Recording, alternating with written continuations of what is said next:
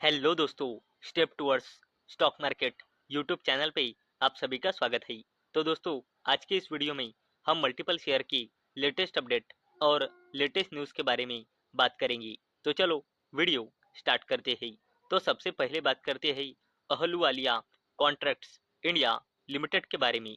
तो दोस्तों, इस कंपनी को central public works department new Delhi के तरफ से कंस्ट्रक्शन ऑर्डर मिला है और दोस्तों, इस ऑर्डर की वैल्यू है 369.70 करोड़ रुपए। और दोस्तों, इसी अपडेट के चलते अहलूवालिया कॉन्ट्रैक्ट्स इंडिया लिमिटेड ये कंपनी फोकस में आ चुकी है।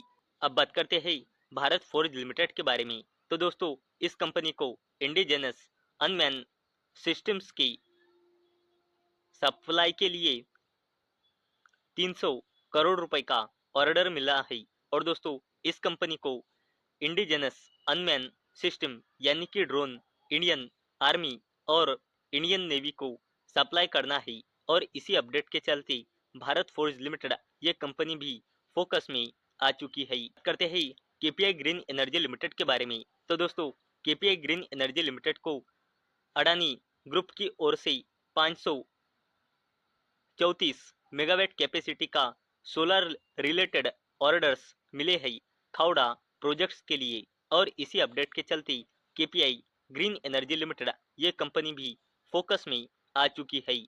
अब बात करते हैं जेएसडब्ल्यू ग्रुप के दिग्गज कंपनी जेएसडब्ल्यू इंफ्रास्ट्रक्चर लिमिटेड के बारे में। तो दोस्तों, इस कंपनी ने अपने फाइनेंशियल ईयर 2026 का Q3 का रिजल्ट डिस्क्लोज किया है। और अगर हमने कंपनी की कंसोलिडेटेड नंबर देखी तो कंपनी के sales year on year basis पे और क्वार्टर ऑन क्वार्टर बेसिस पे बढ़कर Q3 में आया है 1350 कोटी रुपए। और इस कंपनी का net profit year on year basis पे बढ़कर और क्वार्टर ऑन क्वार्टर बेसिस पे मार्जिनली कम होकर Q3 में आया है 365 करोड़ रुपए। और इसी अपडेट के चलते जेएसडब्ल्यू इंफ्रास्ट्रक्चर लिमिटेड ये कंपनी भी फोकस में आई है।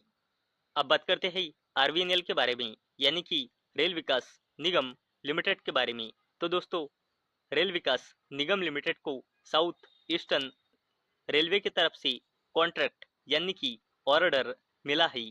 और दोस्तों, ये ऑर्डर आरवीएनएल यानी कि रेल विकास निगम लिमिटेड को एलएचबी कोचेज में IP base video surveillance system के सप्लाई इंस्टॉलेशन और कमीशनिंग के लिए मिला है। और ये ऑर्डर की वैल्यू है लगभग 88 करोड़ रुपए। और इसी अपडेट के चलते आरवीएनएल यानी कि रेल विकास निगम लिमिटेड ये कंपनी फोकस में आ चुकी है।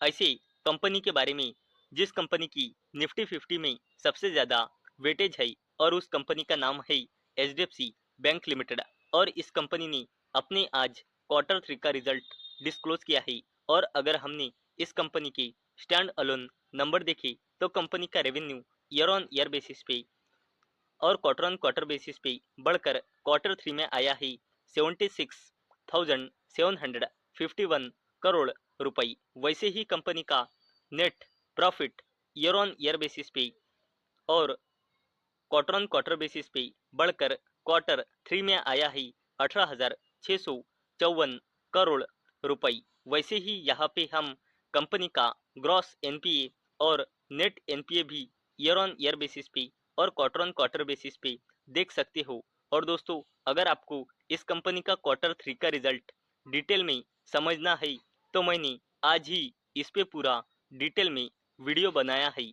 और इसी अपडेट के चलते ये कंपनी भी फोकस में आ चुकी है। अब बात करते हैं आईसीआईसीआई बैंक लिमिटेड के बारे में। और इस कंपनी ने भी अपने Q3 का रिजल्ट डिस्क्लोज किया है। और हमने अगर स्टैंड अलोन नंबर देखे तो कंपनी का revenue year on year basis पे और क्वार्टर ऑन क्वार्टर बेसिस पे बढ़कर Q3 में आया है 41,966 करोड़ रुपए। और कंपनी का net profit year on year basis पे कम होकर और क्वार्टर बेसिस पे भी कम होकर Q3 में आया है 11,318 करोड़ रुपए। वैसे ही इस कंपनी का ग्रॉस एनपीए और नेट एनपीए भी ईयर ऑन ईयर बेसिस पे और क्वार्टर ऑन क्वार्टर बेसिस पे कम हुआ है। और दोस्तों मैंने इस कंपनी का भी Q3 का रिजल्ट डिटेल में इस पे एक स्पेशल वीडियो बनाया है। अगर आपको देखना होगा तो आप वीडियो सेक्शन में जाकर रात के 9 बजे का वीडियो देख सकते हो। और इसी अपडेट के चलते ये कंपनी भी फोकस में आ चुकी है। बात करते हैं मारुति सुजुकी इंडिया लिमिटेड के बारे में। तो दोस्तों Maruti Suzuki India limited Gujarat में खोरज इस लोकेशन पे न्यू मैन्युफैक्चरिंग प्लांट डेवलपमेंट के लिए 35,000 करोड़ रुपए इन्वेस्ट करने वाली है। और कंपनी का टारगेट है यहाँ से एनुअल प्रोडक्शन कैपेसिटी का 10 लाख कार्स का एनुअली। और दोस्तों ऐसी उम्मीद है कि इस वजह से 12,000 लोगों को जॉब्स मिल सकती है। और दोस्तों इसी अपडेट के चलते मारुति सुजुकी इंडिया लिमिटेड भी फोकस में आ चुकी है। अब बात करते हैं इरडा के बारे में, यानी कि Indian renewable energy development agency limited के बारे में।